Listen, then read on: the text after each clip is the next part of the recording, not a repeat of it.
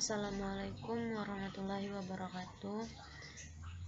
Perkenalkan, nama saya Sherly Mardini dengan nomor BP 20101152610300. Pada pertemuan kali ini, pertemuan 7, saya akan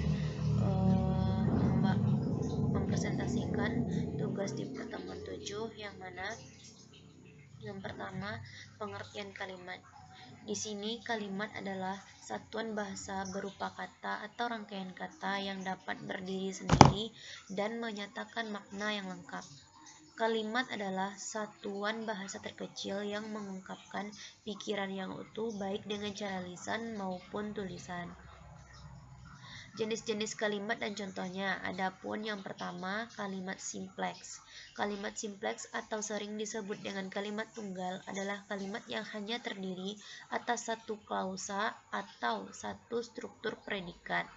Satu struktur predikat di dalam kalimat dapat berupa yang pertama subjek dan predikat S-P, SP, subjek, yang kedua subjek predikat dan objek SPO, yang ketiga subjek predikat dan pelengkap SPPL, yang keempat subjek predikat objek dan pelengkap SPOPL, yang kelima subjek predikat dan keterangan SPK.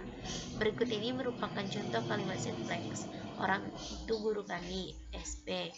Kartini sedang membuat surat jawaban, SPPL, yaitu subjek, predikat, dan pelengkap. Sulaiman mengajari anaknya melukis, SPOPL. S subjek, P predikat, objek, PL pelengkap.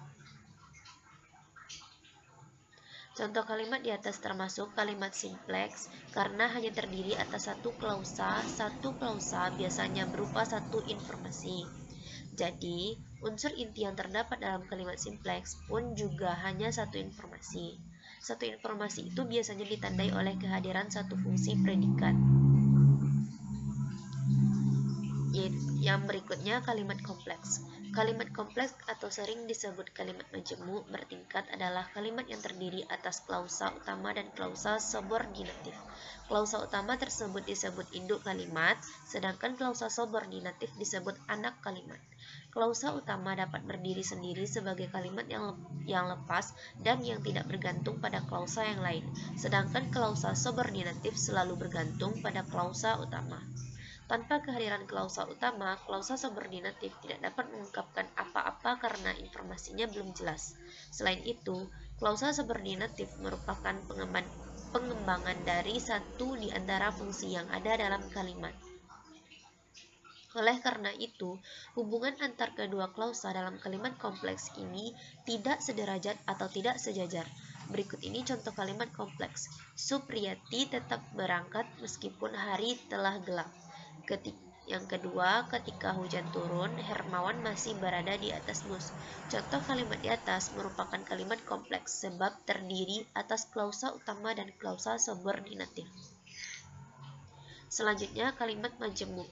Kalimat majemuk adalah kalimat yang terdiri atas dua klausa utama atau lebih dan dapat berdiri sendiri sebagai kalimat yang lepas. Klausa yang satu dalam kalimat majemuk bukan merupakan bagian atau pengembangan dari klausa yang lain. Hubungan antara klausa yang satu dengan yang lain dalam kalimat menyatakan hubungan koordinatif. Berikut ini contoh kalimat majemuk.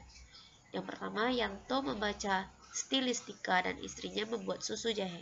Yang kedua, Giarti memesan bakso, tetapi suaminya memesan sate sapi. Yang ketiga, Gandung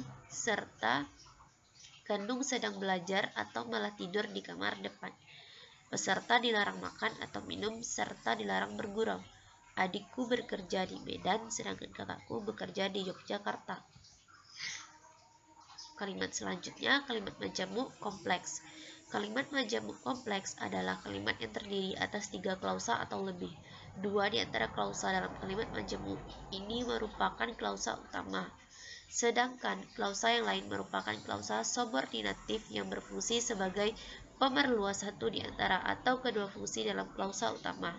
Kekompleksan dalam kalimat majemuk ini ditandai dengan perluasan satu di antara atau kedua fungsi dalam klausa utama. Kekompleksan dalam kalimat majemuk ini ditandai dengan perluasan satu di antara atau lebih unsur fungsi dalam kalimat. Berikut ini contoh kalimat majemuk kompleks. Ayah sedang melukis dan adik sedang belajar ketika kebakaran itu terjadi. Bahwa setiap amal ibadah akan mendapat 700 kali kebaikan sudah diketahui banyak orang, tetapi tidak semua orang mau melakukannya karena manusia cenderung ikir. Jika rapel penelitinya turun, Harno akan membelikan adiknya sepatu basket, sedangkan Hardi akan membelikan istrinya ponsel.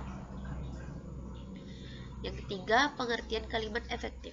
Kalimat efektif adalah kalimat yang disusun berdasarkan kaidah-kaidah yang berlaku, seperti unsur-unsur penting yang harus dimiliki setiap kalimat, subjek, dan predikat. Memperhatikan ejaan yang disempurnakan, serta cara memilih kata, diksi yang tepat dalam kalimat. Syarat kalimat efektif dan contohnya. Yang A. Memiliki struktur yang sepadan. Kalimat efektif harus memiliki kesepadanan struktur, yaitu keseimbangan antara gagasan dengan struktur yang dipakai. Nah, untuk memiliki kesepadanan struktur yang baik, ada poin-poin yang harus dipenuhi. Yang B. Memiliki subjek dan predikat yang jelas. Cara agar suatu kalimat dapat memiliki subjek dan predikat yang jelas adalah dengan menghindari penggunaan kata depan sebelum penyebutan subjek. Yang C. Tidak terdapat subjek ganda. Subjek ganda dapat membuat kalimat menjadi tidak terfokus sehingga maknanya menjadi sulit dipahami. Yang keempat, predikat kalimat tidak didahului oleh kata yang.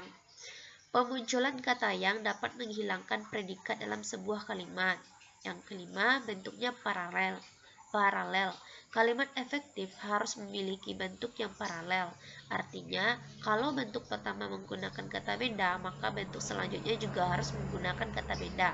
Kalau bentuk pertama menggunakan kata kerja, maka bentuk selanjutnya juga harus menggunakan kata kerja. Contoh kalimat efektif. Yang pertama, contoh kalimat efektif yang hindari pengulangan subjek. Contohnya yaitu karena sakit, dia tidak masuk sekolah. Kalau yang hindari sinonim kata, contohnya dia rajin berlatih agar menang. Kalau perhatikan bentuk kata jamak, contohnya hadirin dimohon berdiri. Kalau makna yang tepat, contohnya mahasiswa perguruan tinggi yang terkenal itu menerima hadiah. Kalau kelogisan bahasa, contohnya waktu dan tempat kami persilahkan. Kalau menggunakan ejaan dan kaidah kebahasaan yang baku, contohnya ibuku memperjuangkan karirnya dengan baik. Baiklah, itu hasil presentasi saya. Kurang lebihnya saya mohon maaf. Saya akhiri saja dengan wabillahi taufiq wal hidayah. Wassalamualaikum warahmatullahi wabarakatuh.